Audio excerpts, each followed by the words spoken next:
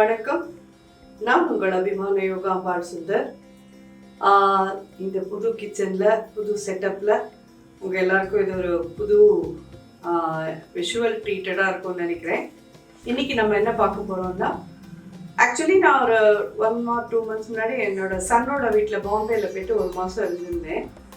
அவன் வந்து அங்கே ரோபோகுக் அப்படின்னு கீக் ரோபோகுக் அப்படின்னு ஒன்று யூஸ் பண்ணிட்டு இருக்கான்.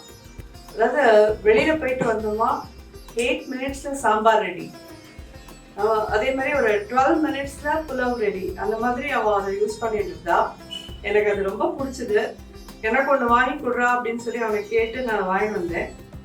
அதில் இன்னைக்கு நான் உங்களுக்கு சாம்பார் பண்ணி காமிக்கிறேன். ஐ திங்க் யாராலெல்லாம் அஃபோர்ட் பண்ண முடியுமோ அதை வாங்கி நீங்கள் ஆஃபீஸ் போகிற வாழ்க்கை அது ரொம்ப யூஸ்ஃபுல்லாக இருக்கும். டக்குன்னு வந்தோமா, ஒரு ரைஸ் குக்கரில் ரைஸை வச்சோமா, இதில் சாம்பார் வச்சோமா, 10 minutesல சாப்பிடலாம். அந்த மாதிரி அது ரெடி ஆகிடும். எப்படி பண்ணுறதுன்றது பார்க்கலாம்.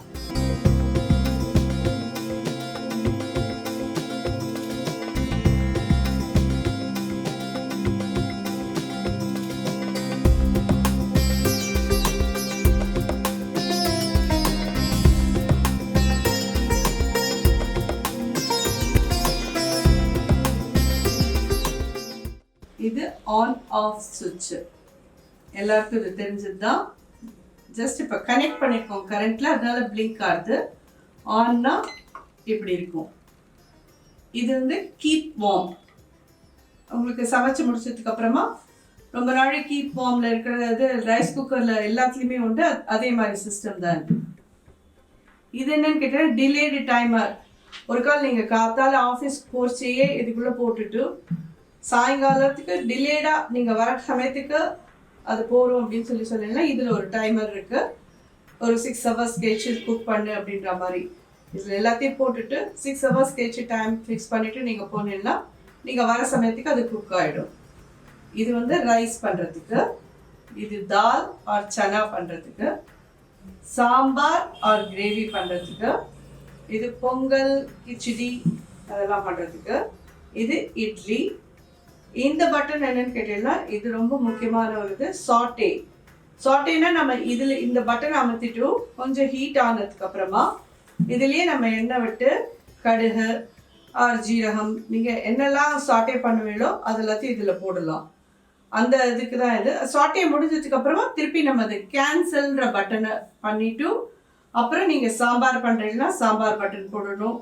ஆர் எனி இப்போ வந்து புலாவ் பிரியாணிக்கெல்லாம் இந்த ஒரு பட்டன், இந்த பட்டனை சூஸ் பண்ணணும். இது எல்லாமே நீங்கள் என்ன பண்ணுறீங்களோ சாட்டே பண்ணிவிட்டு கேன்சல் பண்ணிவிட்டு அப்புறம் நீங்கள் என்ன பண்ண போகிறீங்களோ அந்த பட்டனை அமுத்தணும். ஸோ லிட்டு பார்த்தீங்கன்னா நல்லா ஹெவியாக இருக்கும். ப்ரெஷர் குக்கருக்கெல்லாம் இருக்கிற மாதிரி தான் கேஸ்கெட்டோடு இருக்கும். இதை நீங்கள் இப்படி ரிமூவ் பண்ணலாம். ரிமூவ் பண்ணி இது நல்லா தனித்தனியாக எல்லாத்தையும் வாஷ் பண்ணலாம். வாஷ் பண்ணிவிட்டு கொஞ்சம் வெயிலில் காய வச்சுட்டு எடுத்து வச்சுக்கலாம். நீங்கள் இது ஓப்பன், இது க்ளோஸ். இதுக்கு நேராக இந்த ஆரோ மார்க் வரணும். இது வந்து ப்ரெஷர் ரிலீஸ். இது மேனுவலாக நம்ம ப்ரெஷர் ரிலீஸ் பண்ணணும். இந்த மாதிரி இது தூக்கிக்கும். நம்ம மேனுவலாக அதை எடுத்துடணும். அதாவே ப்ரெஷர் இறங்கட்டும் அப்படின்னு விட்டேன்னா அது தானாகவே இது வழியாக ப்ரெஷர் இறங்கிடும். நீங்கள் ஒரு தடவை இப்படி பண்ணி பார்த்தீங்கன்னா ப்ரெஷர் இல்லைன்னு தெரிஞ்சுட்டு நீங்கள் இப்படி திறந்துடலாம்.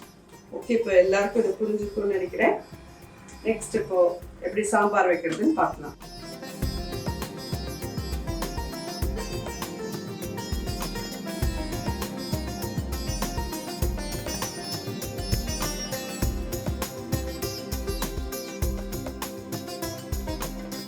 ஸோ இப்போ சாம்பார் பண்ண ஆரம்பிக்க போகிறோம். இந்த சாட்டேன்னு ஒரு பட்டன் இருக்கு பாருங்க, இதை ப்ரெஸ் பண்ணுறேன். அது 30 minutesனு காமிக்கிறது. இதுலேயே தாளிச்சு கொட்டிடலாம். ஒரு 2 ஸ்பூன் எண்ணெய் விட்டுருக்கேன். கொஞ்சம் ஹீட் ஆகட்டும். 1/2 ஸ்பூன் கடுகு போடுறேன். கடுகு வெடிக்கட்டும். ஸோ கடுகு வெடிக்கிறது. ஒரு 1/4 ஸ்பூன் வெந்தயம் போடுறேன். 2 மிளகா வத்தல், பெருங்காயப்பொடி ஒரு 1/2 ஸ்பூன்,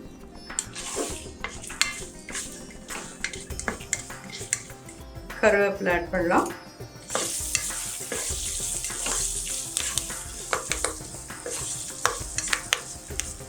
நம்ம இன்னைக்கு என்ன சாம்பார் பண்ண போகிறோம்னா வெறும் முருங்கைக்காய் சாம்பார் தான். முருங்கைக்காயும் இதில் ஆட் பண்ணுறேன். வீட்டில் அரைச்ச சாம்பார் பொடி. உங்களுக்கு எவ்வளோ காரம் வேணுமோ அது உங்களுக்கு தகுந்த மாதிரி போட்டுக்கோங்க. நான் ஒரு 3 ஸ்பூன் கிட்ட போட்டிருக்கேன்.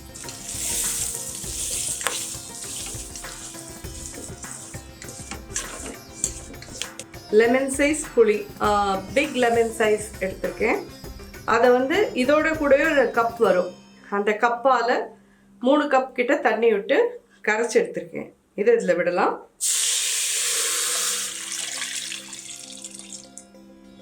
ஊற வச்ச துவரம் பருப்பையும் இதில் போட்டுடலாம். இந்த சாம்பாருக்கு தேவையான உப்பு நீ கேட்டேன்னா 1.5 ஸ்பூன் போதும். எனக்கு கையால் தான் போட்டு பழக்கம், அதனால் நான் கையால் போட்டிருக்கேன். ஸோ இப்போ இதெல்லாம் ரெடி ஆகிட்டு இதை க்ளோஸ் பண்ணலாம். இந்த இடத்துல வைங்க கரெக்டாக அந்த ஆரோ மார்க்கை வச்சு க்ளோஸ்.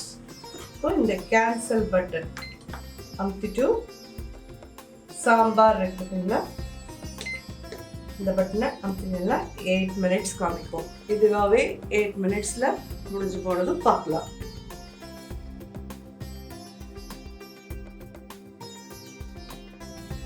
மேனுவலாக ப்ரெஷர் ரிலீஸ் பண்ணணும். இப்போ ஸ்டீம் ஃபுல்லாக வெளியில் போயிட்டு இந்த ஸ்டேஜில் ஆஃப் பண்ணிவிட்டு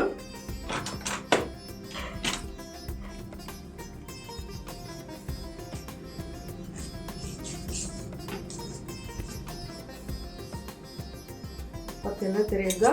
ஸோ நல்லா கமகமான கொத்தமல்லி சாம்பார் ரெடி ஆகிடுச்சு. சாம்பார் 8 மினிட்ஸ்லனா 8 மினிட்ஸ் அந்த சாட்டே டைம் இங்கே ஆகணும்.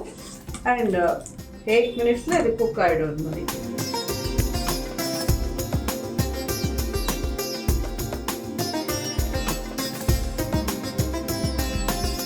ஸோ இந்த கீக் ரோபோ குக்கில் எப்படி சாம்பார் பண்ணணும், 12 மினிட்ஸ்க்குள்ளே அதை எப்படி நம்ம அதோட ப்ரெஷர் ரிலீஸ் பண்ணி யூஸ் பண்ணுறோன்றதெல்லாம் பார்த்தோம். ஐ திங்க் இது நிறைய பேருக்கு உபயோகமாக இருக்கும்னு நினைக்கிறேன். யாராலெல்லாம் வாங்க முடியுமோ ஆன்லைனில் போய் நீங்கள் இதை வாங்கிக்கலாம். இதோட லிங்க் வேணாலும் டிஸ்கிரிப்ஷன் பாக்ஸில் கீழே கொடுக்குறேன். நான் இது எல்லாருக்கும் உபயோகமாக இருக்கும்னு நினைக்கிறேன். பார்த்துட்டு எனக்கு ஃபீட்பேக் சொல்லுங்க. நன்றி, வணக்கம்.